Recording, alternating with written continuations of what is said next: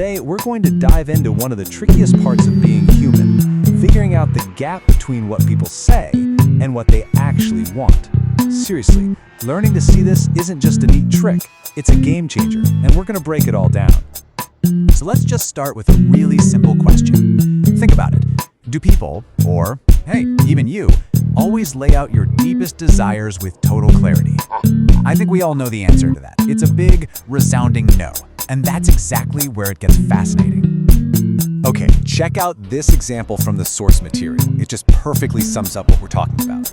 A woman says she wants an escort, right? But what she's really after is a kind of mental sparring partner. This is the whole mystery right here. How do you look past the words people use to see what's really driving them? You know, this ability to see what's not being said, it almost feels like a superpower, doesn't it? It's the art of hearing the music behind the lyrics, of understanding that hidden engine that's running just under the surface in all of us. And if you've ever found yourself thinking, man, there's gotta be a name for this, you are definitely not alone. It's a feeling we all recognize, this powerful kind of insight, but it's so hard to pin down. So let's try to put some words to it. So how do we even begin to talk about this? Well, a good place to start is with the language we already use every day, the common words we reach for when we try to describe this.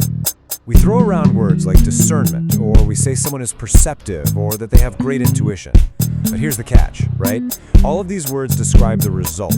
They tell you that someone gets it, but they don't really explain how they get it. They're labels, not explanations. So to really understand the how, we have to level up. We need to move past everyday language and step into the world of psychology. This is where people have really put in the work to build frameworks for what this ability actually is. So, one of the first big ideas is interpersonal intelligence. This comes from the psychologist Howard Gardner, and it's not just about being a people person.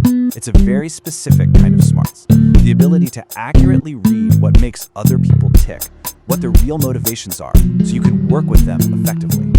And then there's this one, which sounds a little more academic, theory of mind. But the idea is actually super simple and absolutely fundamental. It's the moment you realize that what's in your head, your thoughts, your feelings, your wants, is totally separate from what's in someone else's head.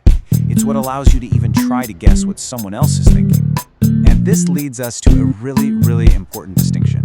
Theory of mind is what we call cognitive empathy. It's saying, I understand how you think. That's totally different from emotional empathy, which is, I feel what you feel. A master negotiator absolutely needs the first one. A best friend, well, they probably need a bit of both. So who are the real pros at this? You know, the people who use this skill at an absolutely elite level? It's not some magical gift. It's a skill, and it gets honed to a razor's edge in some very specific lines of work. Think about it. Great leaders use it to figure out what truly motivates their team. A top-tier negotiator uses it to hear the real need hiding behind some tough demand. A psychologist, well, their entire job is to decode the hidden layers of the mind. And then you've got a really surprising one, the magician. They come at this from a completely different and fascinating angle. This is so cool.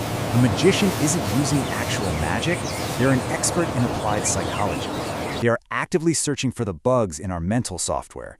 You know, our blind spots, our assumptions, the little glitches in how we perceive the world. And they use those glitches to create illusions. They don't just know what you see, they know what your brain is programmed not to see. Okay, so we've talked about psychologists and magicians and big shot negotiators, but let's bring this all back down to earth. What does any of this mean for you in your life? Why does it matter?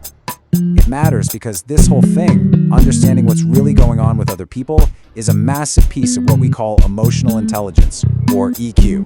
It's the absolute bedrock of social awareness. And if you get better at this, literally every relationship in your life can get better, from the boardroom to the living room. But hold on, here's the final twist. We've spent all this time talking about decoding other people. But what happens when we turn that spotlight back on ourselves? Are we always so sure about where our own wants and desires actually come from?